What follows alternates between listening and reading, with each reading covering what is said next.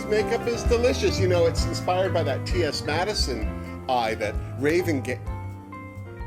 Oh, hey! Hi, it's me, Wilma Fingerdoo, with the Fingerdoo review of RuPaul's Drag Race Season 13, Episode 10. And if this isn't your first visit and you haven't subscribed to my channel yet, why are you playing? Stop teasing me. Subscribe already, seriously. Now, before we get started, I would like to thank this week's Tipperdoos. Thank you to Elizabeth Buddha, you're amazing, Elizabeth, shut your face.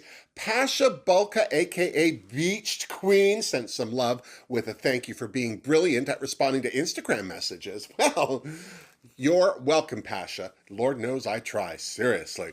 Thanks also to Caitlin from Montreal, one of my favorite cities. You stay safe too, Caitlin, seriously. Long-time watcher, first-time tipper-doer, Dylan Allen looks forward to my reviews every week. Thank you, Dylan. I'm so glad that you do. Also, I want to send a thank you to Ron and Tom from Central Illinois for their generous tip. Hello, boys! Mwah! And my good friend Leon sent some love. I hope you've got your headset issues figured out, dolls. Seriously.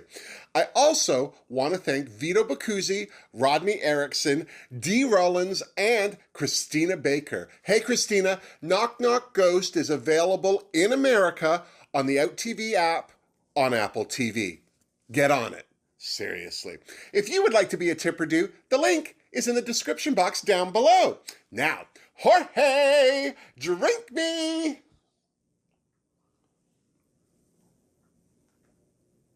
What is this? It's tea. Ooh, it's boozy tea. Thank you, Jorge. Okay, so we started this episode off by saying goodbye to Elliot. It took them 4 times to get rid of poor Elliot, but only 1 try to wipe her message off the mirror. That was as soon as Utica crowed a little bit about how energized the lip sync made her. Candy had no idea what she was talking about. I have to say, I'm glad that Utica specified that she did a good lip sync in her mind. Not that she didn't do a good job, but I feel that if Elliot had been feeling her oats, we might be saying goodbye to a different queen. I'm so serious. As they settled on the sofa, the queens praised Simone for her message on the runway. I love that Simone said people are still dying, and she wanted to be unapologetically black and inspire the black youth of the world. Well, good job, Simone, I'm just saying. Also, Gottmik needed praising for her win too, and rightly so, but Tina took a moment to remind Simone and the other queens with multiple wins to share the love. There are queens in the room without a win at all, and to that I say, try harder, Tina. This isn't a soup kitchen. No one's gonna hand you anything, seriously.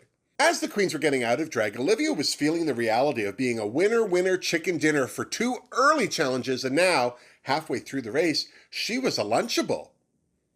Well, at least I didn't have to say it, seriously. The next day in the workroom, the queens all seemed to take a shot at Tina's makeup skills, such as they are, and although I suspect Tina was a little hurt by what they said, she hit it with humor, much like her makeup. Thank God Rue's video message intervened before anyone's feelings got seriously bruised. Seriously. This week's message was stuffed full of look-alike references and beating mugs, which obviously had the queens asking questions, but not for long because there was Rue, and instead of a mini challenge, she had a shameless promotion of what I can only guess is her personal psychic, Char Margolais. I don't understand what this was all about. Don't get me wrong, I liked Char and I thought she was interesting. Well, up until she shared that message from Utica's long-dead cow, Clara. Just me? But seriously, what was that about? I'm with Tina. The only thing I'd want to know from a psychic while I'm in the middle of a competition is, who's gonna win? Which, thankfully, Tina asked. And naturally, Char didn't answer.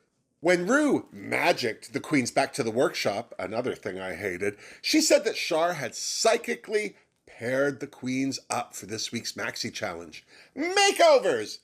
This is my favorite challenge. I love to see queens make someone up in drag. Hell, I love doing it too, but because this is the time of COVID, the queens wouldn't be making over civilians. This time, they'd be making over their partner in their image. Gasp. For the most part, the pairings were pretty good. Tina and Rosé, Denali and Olivia, Simone and Utica, but let's be honest, Candy and Gottmik were going to be a hard sell for that room because they are the largest and smallest queens there respectively. No matter who got Candy or Gottmik, they were going to be a challenge for anyone to dress. So I thought their being paired with each other actually made a lot of sense. But it left Candy and Gottmik gagging. To be honest, Gottmik and Candy weren't the only team that was worried. Simone was more than a little worried about being paired with Utica because their aesthetics couldn't be more different. As the queens started to plan their makeovers, Olivia and Denali seemed to be a match made in heaven. Denali was excited to feel her divalicious fantasy. Well, a polite diva anyway, because that's as close to calling herself a full-on diva as Olivia's cared to go. She was more excited to become a Denali ice princess. That was until she saw the outfit. Olivia's words said she loved the look, but her eyes clearly said she was lying. Wardrobe seemed to be a bit of a problem for more than a couple of the pairs. I grew a little closer to Rosé when she said she didn't like Tina's taste. Whew, I thought it was just me. Especially after Tina pulled out that Elvis Presley Ode to Grauman's Chinese Theater number. Jesus, was that ugly. You know what amazed me about that outfit? That Tina paid money to have that made. Seriously. Thank God for Rosé that Tina's so tall. There was no way that pile of yellow and red was going to fit her. That said, Rosé is obviously smaller than Tina, so finding her something out of Rosé's closet wasn't going to be a walk in the park either. But because Rosé wears such skimpy numbers, there wasn't a lot of outfit to fit. Looks like Tina's walk to the park just became a walk to the corner. What? I didn't say prostitute. Simone seemed to be looking for inner strength as she was presented with Utica's schwa. Personally, I like that Utica saw herself as living art and called her outfits pieces, but those lofty aspirations weren't helping Simone feel more confident. And yes, Lofty Aspirations was my drag queen name in high school. As for Utica, her sense of misappropriation was put on high alert when Simone said her look was inspired by Baps, the 1997 comedy starring Halle Berry and, sadly, the recently deceased Natalie Desselle. The idea of Utica dressing as a Black American princess took her worry about wearing an afro to a whole new level. Now, I can understand how a white person dressing in a Baps-inspired outfit on their own would be considered appropriative, but if Simone is dressing her up in it, shouldn't that count for something? Over on Team Got Candy, the queens were struggling. Nothing in Gottmik's closet seemed to be close to fitting Candy. Well, that's not true. There were those gloves, but I'm sure they only fit because they were fingerless. The upside was that Gottmik could get into anything from Candy's closet with more than enough room to also cover a friend. But let me say this, it's way easier to make clothes smaller than it is to make them bigger. But it's still work, and Got Candy had theirs cut out for them, seriously. When Ru dropped by to check on how things were going, her first stop was Got Candy. There was some discussion with Candy about her alleged psychic abilities. Knowing whether or not she's getting lucky aside, I was intrigued by Candy's story about her mother feeling that anything Candy said comes true. She called it goat's mouth. Sounds more like a breath mint note to me, I'm just saying. I was very interested to hear that Gottmik was adopted. Both my parents were adopted, and my older brother was put up for adoption, so I'm always up for these kind of stories. I loved hearing Gottmik say that getting to know her birth family wasn't a pressing concern for her because, as a gay man, she's got her chosen family to make up for it. I think that's beautiful. Another thing that impressed me was learning that Candy was a certified makeup artist, too. More so even than Mick. Watch out for that job, Mick, I'm just saying. Next up were Olivia and Denali, and to prove they were teamed up well, Denali showed Ru her Olivia impression. Sounds dirty. Ru brought up that both of these queens hadn't won a challenge in a while, so you know that made them both feel better. Tina and Rosé were next, and the first thing we learned was that Tina doesn't like the color pink. I knew there was a reason I didn't like her. The first thing Ru pointed out is that Tina hadn't won a challenge yet, but Tina felt that because she was impersonating Rosé, she would be able to turn it around. That's sweet. Lastly, but not leastly, were Utica and Simone. Simone admitted that she'd only put 2 people up in drag before this season. Really? Only 2? I would have done at least a few more, especially since Simone's first attempt didn't seem to go that well, I'm just saying. Ru pointed out to Utica that she'd been in the bottom and lip-synced last week. Much to everyone's surprise, including my own, Utica asked Ru what she thought of her lip-sync. I was like Ru. I actually yelled at my TV, "Well, she didn't send you home, fool!" which is more or less how Ru put it. Because of Utica's reticence to donning Bap's drag, Simone asked Ru what she thought about her dressing up a tall glass of skim milk in it. Not her words. I loved Ru's answer. She said if it's coming from a place of love, you don't need to worry about it. Well said, RuPaul, seriously. Then the queens took to the runway to show each other how they walk. Olivia showed Denali her pageant walk, but all I kept thinking was, when did Olivia walk down the runway like that? Episode 8's Yellow Gorgeous, she wore a proper gown, but all of her other runways were fun and flirty. There was none of that in Denali's walk. As for Denali, she tried to get Olivia to look like she was skating while she was walking. I still don't know why. The New York queens, Tina and Rosé, were next, and Tina's biggest obstacle was getting Rosé to tone it down. She did seem to get it, but not master it. Tina seemed to have a way easier time of going over the top with her Rosé walk, and she seemed very happy with herself about it. Simone tried to unlock the secrets of the Ebony Enchantress for Utica, but then Rome wasn't built in a day. Utica seemed to almost get one or two of Simone's patented shoulder shimmies, so there was light at the end of the tunnel. As for Simone, Utica's direction seemed to be more emotional than physical, but Simone was there for it, regardless of how it looked. Got Candy was last, and right away, this was obviously going to be a challenge for both of them. Gottmik's simple strut and verbalizations, although easy enough, weren't going to be easy for someone like Candy, who's got enough flavor in her walk for 2 runways.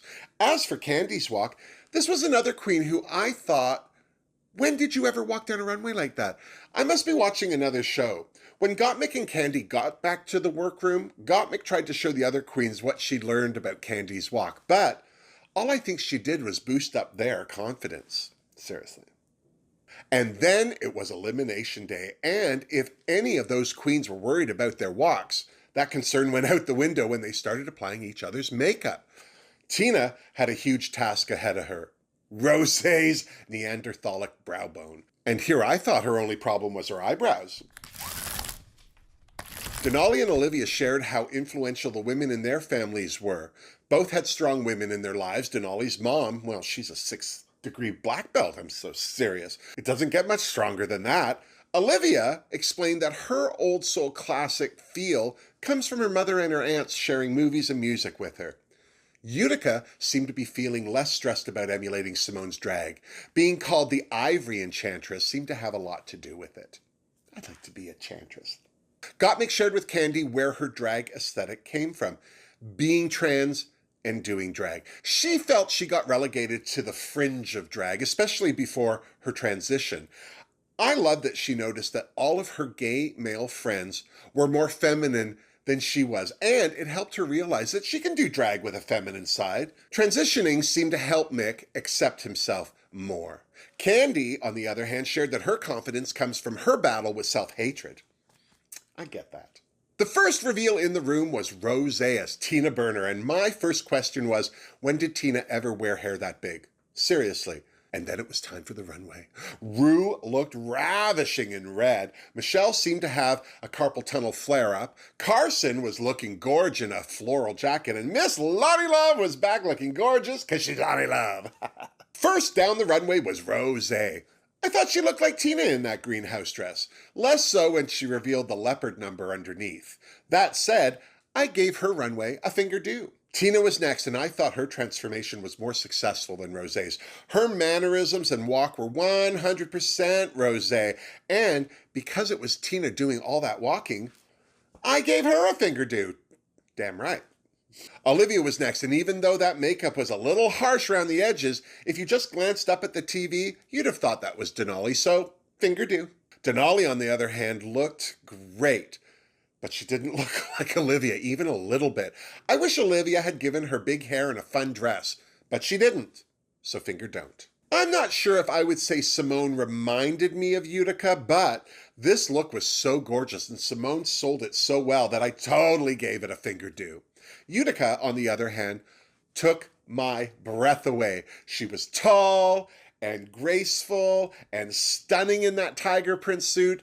Ivory enchantress, indeed. Why Utica doesn't walk down a runway like this more is a mystery to me. Needless to say, it was a big, huge Fingerdoo. I like a big, huge one, I'm telling you. I don't know who Gottmik was supposed to look like, but it sure as hell wasn't Candy Muse. Maybe if she didn't wear that hat and glasses, we could have seen her makeup better, but because she did, we didn't. And that's why I gave it a finger don't. Personally, I think they saved the best for last. Candy Muse was a complete transformation. She looked different, she walked different, the makeup and hair were so right and well deserving of a Fingerdoo from me. And then it was time for the judges' critiques. And can I just ask, did anyone else notice the absence of the nude fabric on Ru's dress? She had it on the runway and then sitting there, it was gone. It bothered me.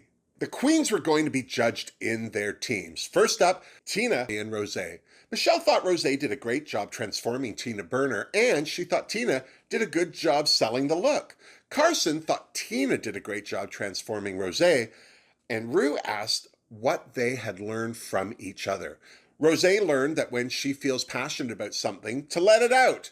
And Tina learned that even after you take a dress in, you still need some shoulder pads for that linebacker look. Olivia and Denali were next, and Carson admitted that he didn't see much of Olivia in Denali. I agreed with Michelle. Denali would have looked more like Olivia if she'd been in one of her big curly wigs. Lonnie Love associates Denali with tulle and thought the tulle dress on Olivia sold the Denali look. As far as what they learned, Denali went on this verbal acknowledgement of the similarities and connection to their mothers and grandmothers. Not that that answered the question, and who knows what, if anything, Olivia learned because, well, she didn't get a word in edgewise, seriously. It was clear that Simone and Utica were a hit. All the judges knew who they were supposed to be. The beauty of Utica's costume and Simone's execution of Utica's runway style was exceptional. So was the outfit Simone put on Utica, and Lonnie Love was very impressed with how Utica eschewed her usual runway walk to embody the essence that is Simone. Lonnie made a great point. Where working with a person of a different skin color is concerned, don't worry about the skin, worry about what's within. Well said, Lonnie Love, seriously. As far as what they learned, Simone learned to let go and have a little fun, while Utica learned that she can be powerful on that runway. It's a good thing to learn, I'm telling you what. Lastly, we had Got Candy. Carson was impressed with how Candy projected her personality on Gottmik and how Gottmik embodied it. I'm also glad Michelle said she couldn't see Gottmik's makeup with that hat and sunglasses on. And once she took them off, I still didn't see Candy's look in that makeup, but all the judges agreed that Gottmik's transformation of Candy was beyond brilliant. As far as what they learned, well, I can't say that they learned anything from each other, but we learned that Candy shaved her butt. That may have been why her runway walk was so different. And then Ru did it. She asked the dreaded question, barf, who should go home tonight? Almost everyone said Olivia, and rightly so. Denali didn't look like Olivia, period. Olivia must have sensed that she failed this challenge because she based her answer on the competition so far and not just on this challenge. So she said Utica. Denali hit the nail on the head by saying Gottmik looked more like a Tina Burner brand, so she said Candy. She crazy? And then we got to Candy, and all I can say is thank goodness only one queen said her name, or we were all going to hear it.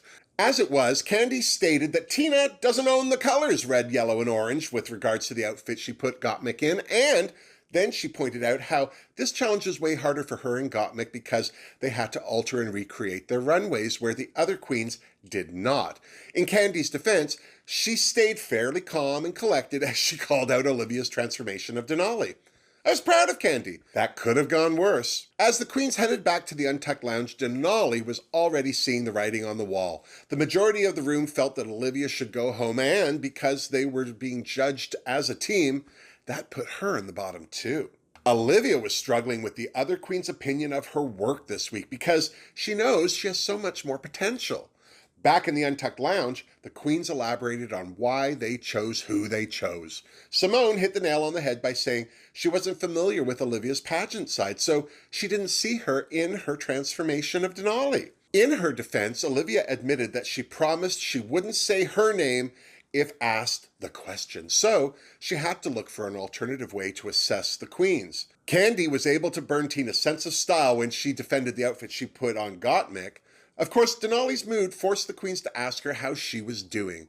I felt that Denali was in damage control mode by saying that she didn't believe what she said on the runway and picked a strong queen that she knew would be able to take it. It must have worked because Candy didn't go ham on her. But I would like to go on record as saying that if there was a second choice for who did the worst this week, it would have been Candy. Simone and Utica had a mutual appreciation society moment about how powerful they felt on the runway dressed as each other. I thought there was going to be tears, but then Gottmik blew my mind by saying how much Utica looked like Sharon Needles. I died, because she totally did. It was also agreed that the queens all thought that Simone and Utica were going to win and that Olivia and Denali were going to be in the bottom. That seemed to cheer Denali up. Not that Olivia was feeling any better, she took this opportunity to tell the queens how much they meant to her in case she didn't get a chance to do it later. But before things could get too emotional, Candy was surprised by a video message from her beautiful mom, Patricia. Her love and support of Candy is beyond obvious. But I loved her saying that the first time she saw Candy in drag, all she said was, "Oh no, you can't make money at this unless you're RuPaul," or on one of her shows. So it looks like Candy's making at least some good choices, I'm just saying. This was such a beautiful message, seriously. Who else cried?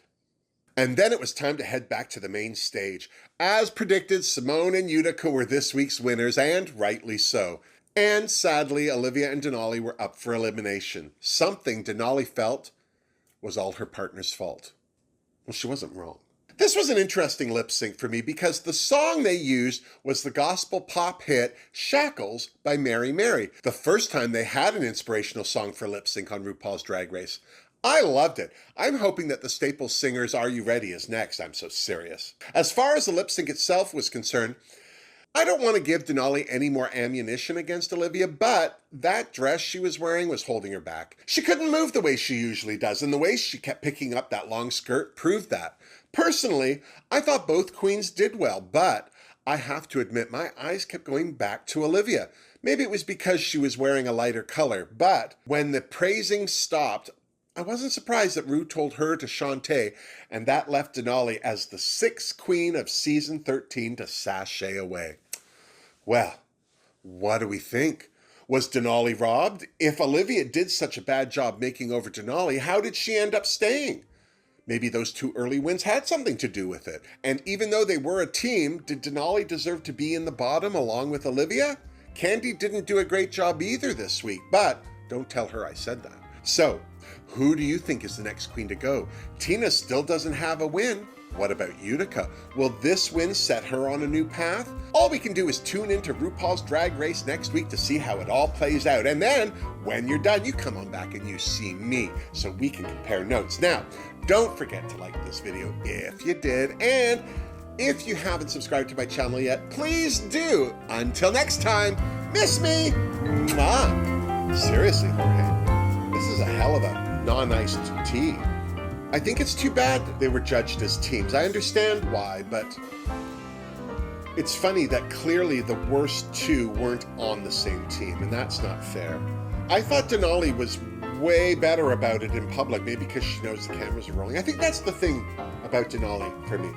She seems very hyper-aware that there are cameras on her, and quite frankly, if a couple more of the queens acted like that, I think we'd have a much more civilized drag race, I'm just saying. Seriously. That said, if it was me that was walking out because somebody else painted me bad, well, I would have snatched the bald-headed, I'm just saying.